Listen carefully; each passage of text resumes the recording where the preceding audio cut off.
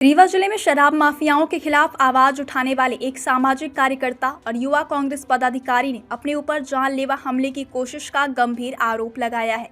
इस घटना के बाद जिले में राजनीतिक और प्रशासनिक हलकों में चर्चा तेज हो गई है। शिकायतकर्ता प्रकाश तिवारी, जो युवा कांग्रेस अध्यक्ष होने के साथ साथ आरटीआई सामाजिक कार्यकर्ता भी हैं, का दावा है कि वह शराब माफियाओं की कथित गतिविधियों और अपने खिलाफ रचे जा रहे षड्यंत्र की शिकायत लेकर पुलिस अधीक्षक रीवा से मुलाकात कर वापस लौट रहे थे।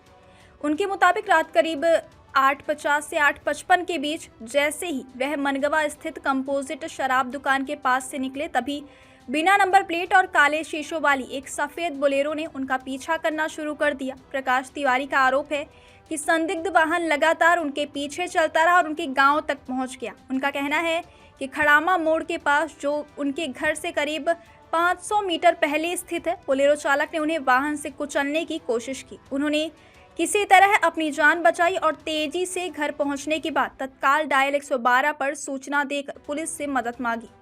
प्रकाश तिवारी ने इस पूरे घटनाक्रम को सुनियोजित साजिश बताते हुए आशंका जताई है कि इसमें शराब माफियाओं, आबकारी विभाग के कुछ लोगों अथवा उनकी पूर्व शिकायतों से जुड़े व्यक्तियों की मिली भगत हो सकती है। हालांकि इन आरोपों की अभी तक किसी स्वतंत्र एजेंसी या फिर पुलिस जांच में पुष्टि नहीं हुई है। उन्होंने आईजी रीवा और एसपी रीवा से मामले की निष्पक्ष एवं उच्च स्तरीय जांच कराने की मांग की है। साथ ही उन्होंने घटनास्थल और संबंधित मार्गों के CCTV footage, call detail record तथा अन्य तकनीकी साक्ष्यों की जांच कर सच्चाई सामने लाने की अपील की है। प्रकाश तिवारी का कहना है कि यदि 24 घंटे के भीतर दोषियों के खिलाफ प्रभावी कार्यवाही नहीं की गई तो वह अपने समर्थकों और युवा साथियों के साथ आंदोलन शुरू करेंगे, जिसकी पूरी जिम्मेदारी प्रशासन की होगी। दूसरी ओर इस पूरे मामले में अभी तक पुलिस की ओर से कोई आधिकारिक बयान जारी नहीं किया गया। फिलहाल पुलिस शिकायत के आधार पर मामले की जांच किए जाने की बात कही जा रही है। जांच पूरी होने के बाद ही यह स्पष्ट हो सकेगा कि प्रकाश तिवारी द्वारा लगाए गए आरोप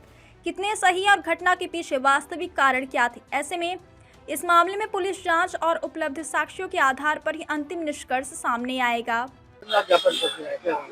मामला ऐसा है कि अभी कुछ दिन पूर्व हमारे मनगांव क्षेत्र में शराब की अवैध पैकारी जारी थी, तो हमने गांव वासियों की सहायता से उसको पकड़वाया और पुलिस को सुपुर्द कर दिया। उस दौरान जो तस्करी कर रहा था उस व्यक्ति के द्वारा किसी गीता माझी का नाम लिया गया था, तो वही वीडियो मैंने फेसबुक अपने सोशल मीडिया में अपलोड किया हुआ था। उसके बाद मुझे पता चला कि 23 जुलाई को कोई गीता माझी जिला पंचायत सदस्य के द्वारा मेरे खिलाफ आवेदन दिया गया था।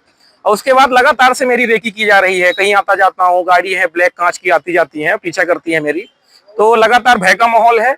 और मुझे ये प्रबल आशंका है कि पूरे क्षेत्र में जिस प्रकार से अवैध नशे की भरमार है, तो आने वाले समय मुझे या तो फर्जी मुकदमे में या किसी जानलेवा हमले में मुझे मारने की लोग तैयारी कर सकते हैं।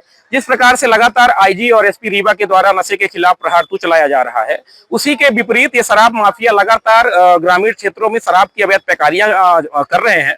और आपको मैं बता दूं कि लगातार क्षेत्र में अवैध नशे, मेडिकल नशे हो, गांजे हो, खुलेआम बिक रहे हैं। मैंने उसी तारतम्य में माननीय एसपी महोदय से अनुरोध किया है कि इसके पूर्व भी मुझे फर्जी मुकदमे में फंसाने के लिए कई बार प्रयास हुए हैं। मैं लगातार भ्रष्टाचार के खिलाफ और शासन प्रशासन की कमियों और अनियमितताओं के विरुद्ध लड़ाई लड़ता हूं और जनहित के मुद्दे उठाता हूं। तो मेरी सक्रियता और मेरी राजनीतिक सक्रियता को, सामाजिक और राजनीतिक सक्रियता को खत्म करने के लिए लगातार षड्यंत्र जारी है।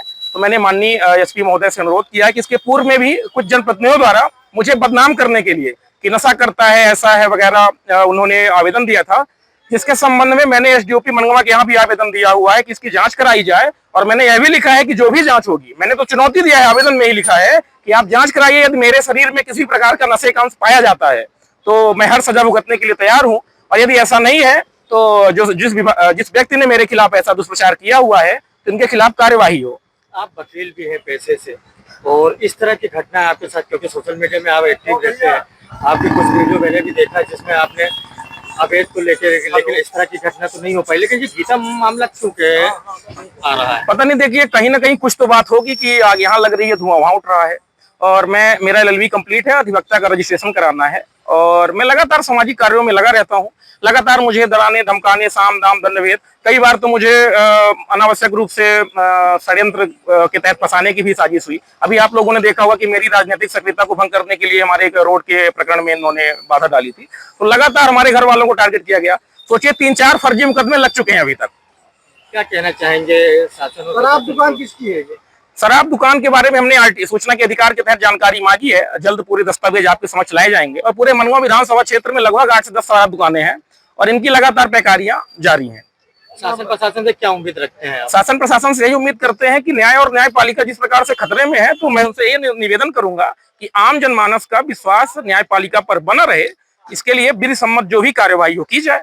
एक नशा का विरोध कर रहा है कांग्रेस, ये अपने पुलिस विभाग, और दूसरी तरफ ये नशा चल रहा है, तो इसके लिए नहीं, पुलिस विभाग कार्यवाही कर रही है। 45 लीटर जब्ती की उन्होंने कार्यवाही की हुई है। और हम सभी के शासन प्रशासन से आदमी न्याय की उम्मीद कर सकता है, लेकिन यदि इसी प्रकार माफिया लगातार हावी रहे, फर्जी मुकदमे लगते रहे, तो आदमी फिर कहाँ जाएगा। नाम बता दीजिए। मेरा नाम प्रकाश तिवारी है। मैं युवक कांग्रेस का मनगांव विधानसभा से अध्यक्ष हूँ।